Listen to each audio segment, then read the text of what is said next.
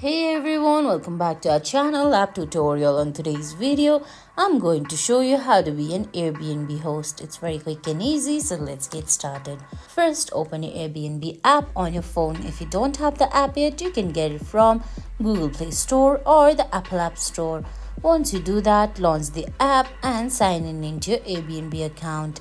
Now on your screen, you can see options like Explore, Wish Lists, Trips, Messages and Profile. Go to Profile on the bottom right corner. Then you can see right below your name there's Airbnb Your Place option. Tap on it. Now from the bar, drag that circle and name your price. Then tap on Airbnb Setup at the end of the screen. Once you do that, tap on Get Started. Now they're gonna ask you about your place.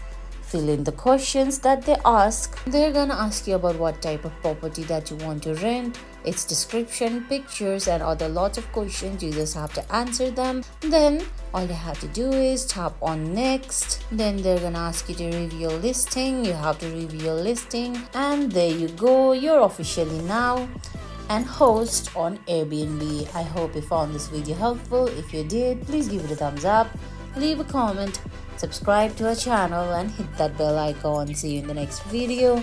Thanks for watching.